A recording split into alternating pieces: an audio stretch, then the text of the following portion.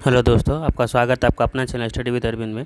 आज हम इस वीडियो में बात करेंगे को रेलवे प्लेटफॉर्म का जो रुक्मणी प्रकाशन का 2500 साइंस का क्वेश्चंस का सेट आया हुआ है, उसका आज सेट नंबर हम 42 डिस्कस करेंगे। इससे पहले हम 41 सेट डाल चुके हैं, तो आप ज़रूर चैनल पर जाकर के स्टडी विद अरविंद पे पूरा सेट देखिए।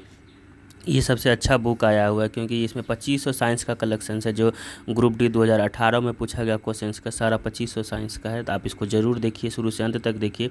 अगर आप इस चैनल पर नए आए हैं तो चैनल को सब्सक्राइब, लाइक और शेयर ज़रूर कीजिए, वीडियो को शेयर भी कीजिए। आज हम इसमें से देखेंगे सेट नंबर 42 जो 5/10/2018 में फर्स्ट शिफ्ट में पूछा गया है, और ये क्वेश्चंस बार बार रिपीट करता है, तो आप ज़रूर शुरू से अंत तक देखिए। अगर आप इसका PDF लेना चाहते हैं, study with Arvind Telegram channel पर जाकर के आप इसका PDF ले सकते हैं। चलिए स्टार्ट करते हैं। आज का हमारा सेट नंबर होगा 42 नंबर। सेट नंबर 42 का हमारा पहला क्वेश्चन है,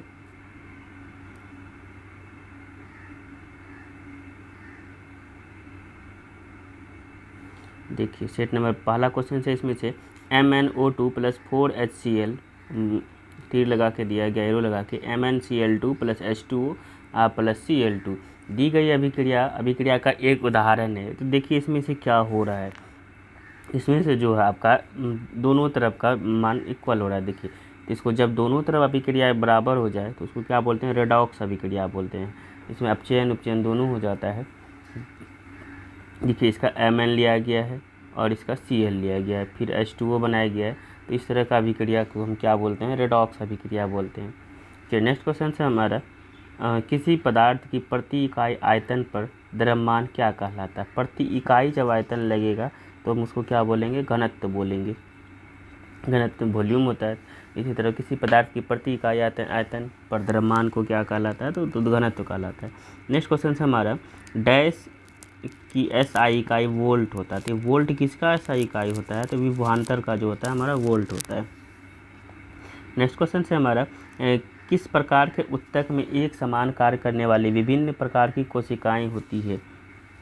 ये जटिल उत्तक जो होता है, ये एक समान कार्य करने वाली विभिन्न प्रकार की कोशिकाएं पाई जाती है। जो जटिल उत्तक होता है, जो स्क्लेरेंकाइमा, पॉलिनकाइमा, ये सरल उत्तक हो गया आपका स्क्लेरेंकाइमा, पॉलिनकाइमा, पेरेनकाइमा, कोलेनकाइमा। और ये जटिल उत्तक में जो होता है आपका जाइलम और फ्लोएम आता है। आप जरूर ध्यान में रखिए इसको। तो उसमें जाइलम और फ्लोएम में एक समान कार्य करने वाले विभिन्न प्रकार की कोशिकाएं होती है, जिसको बोलते हैं जटिल उत्तक। चलिए नेक्स्ट क्वेश्चन है हमारा, नेक्स्ट है 5 नंबर। 5 नंबर क्वेश्चन क्या बोल रहा है कि यदि कोई वस्तु तैरती है तो वस्तु पर जल द्वारा लगाए जाने वाला उत्क्षेप बल डैश होगा। तो उत्क्षेप बल जो ऊपर की ओर बल लगता है तो वो क्या हो जाएगा आपका, वस्तु के भार के बराबर होगा। देखिए कोई वस्तु अगर तैर रही है तो वस्तु पर जल द्वारा लगाए जाने वाले उत्क्षेप बल क्या होगा, तो वस्तु के भार के बराबर होगा। वस्तु के भार के बराबर हो जाएगा। C नंबर आंसर सही हो जाएगा। फिर नेक्स्ट क्वेश्चन से हमारा 6 नंबर है, डैश तरंग चमगादड़ को उनके रास्ते में आने वाली बाधाओं का पता लगाने में मदद करती है। तो चमगादड़ को जो उनके बाधाओं को पता लगाने के लिए हम किस तरंग का पता करता है, वो तो पराध्वनिक तरंग का को छोड़ के वो अपना पता करता है कि किधर जाना है और अपना शिकार करता है। तो पराध्वनिक तरंगे छोड़ के ही, ये ध्यान रखिए आप। चलिए नेक्स्ट क्वेश्चन से आप कि COOH निम्नलिखित में से किस क्रियात्मक समूह में उपस्थित होता है। COOH, तो ये जो है आपका कार्बोक्सिलिक अम्ल होता है। COOH जिसमें OH लगा है वो कार्बोक्सिलिक अम्ल का होता है। तो 7 नंबर का A हमारा सही हो जाएगा। नेक्स्ट क्वेश्चन है, मानव शुक्राणु में कितने गुणसूत्र होते हैं। तो मानव शुक्राणु में कितने गुणसूत्र होते हैं, आपको जरूर पता होगा। ये 23 गुणसूत्र होते हैं। मानव शुक्राणु में कितने गुणसूत्र, 23 को। जोड़ा ये जोड़ा में हो जाएगा आपका, संख्या में बोलेगा तो 46 हो जाएगा। चलिए नेक्स्ट क्वेश्चन है कि 10 वोल्ट के विभवांतर वाले 2 बिंदुओं पर 2 कूलम्ब आवेश को हस्तांतरित करने के लिए कितना काम करना पड़ता है। तो वर्क बराबर पूछ रहा है, तो ज़रूर आप वीडियो को पॉज करके उसको बनाइए। इसका हो जाएगा आपका 20 जूल हो जाएगा। 20 जूल इसका आंसर हो जाएगा। इसको वीडियो पॉज करके आप सारा न्यूमेरिकल्स बनाइए।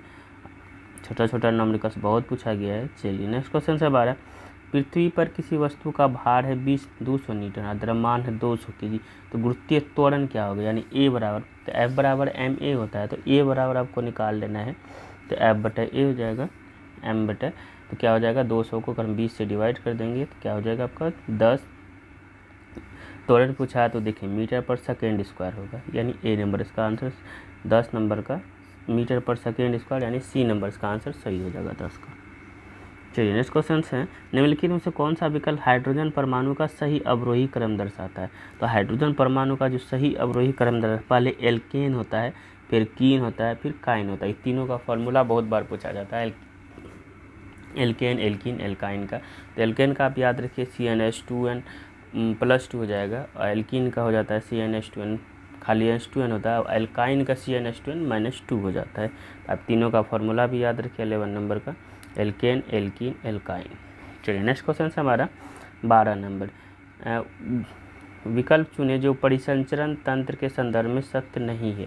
तो परिसंचरण तंत्र के संदर्भ में क्या सत्य नहीं है, तो देखिए इसमें से हम सही पढ़ देते हैं पहले। इनमें रक्त का उच्च दाब झटके और तेज़ी से बहता है, ये सही है।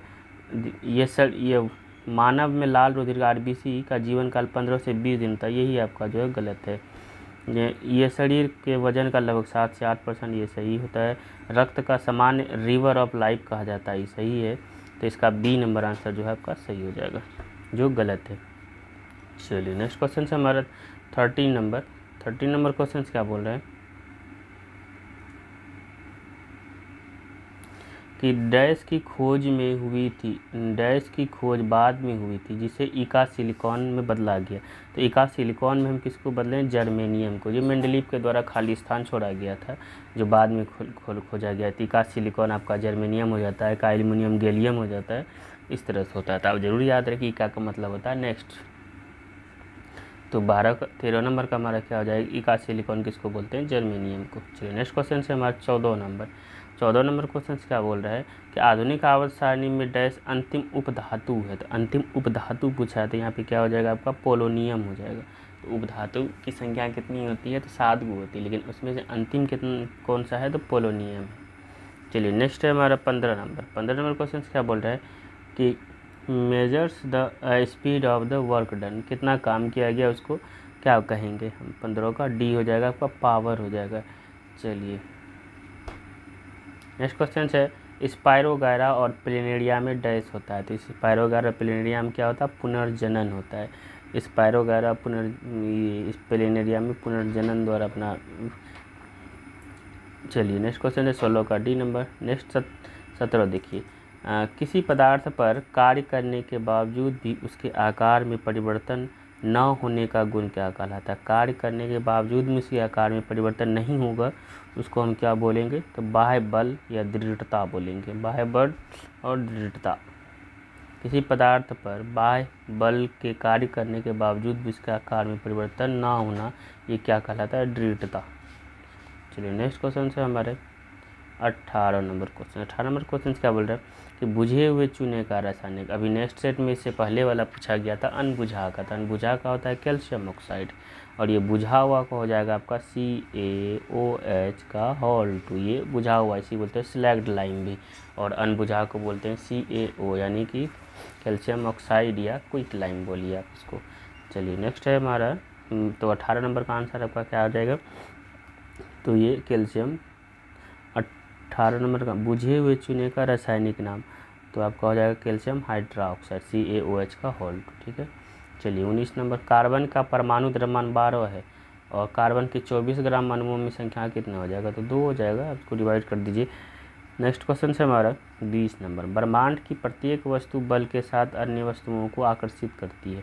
तो कौन सा बल के साथ ये आकर्षित करती है, तो ये उनके द्रव्यमान के गुणन के अनुपात, उनके बीच की दूरी के व्युत्क्रमानुपाती के कारण से जो है अपनी ओर वह आकर्षित करती है। तो 20 का जो हमारा सी नंबर आंसर सही हो जाएगा। चलिए नेक्स्ट क्वेश्चन है 21 नंबर क्वेश्चन क्या बोल रहा है, डैश दर्पण हमेशा वस्तु की एक ऐसा छवि निर्मित करता है जो आभासी, बड़ी और समान आकार में होता है।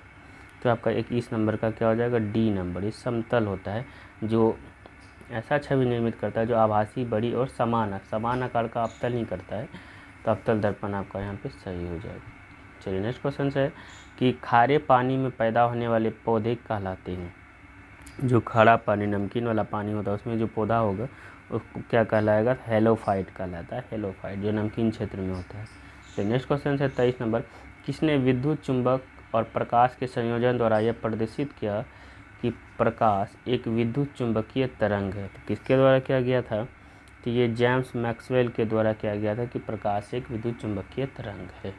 तो 23 का डी नंबर आंसर सही हो जाएगा। चलिए नेक्स्ट 24 नंबर, रक्त एक उत्तक है। रक्त कैसा उत्तक है आपका? रक्त जो है आपका संयोजी उत्तक, और संयोजी में भी तरल संयोजी उत्तक है। चलिए इस तरह से हमारा सेट नंबर जो है 42 कंप्लीट हुआ। अगर आप इस चैनल पर नए हैं तो चैनल को जरूर सब्सक्राइब, लाइक और शेयर कीजिए। चलिए मिलते हैं नेक्स्ट सेट में। Thank you.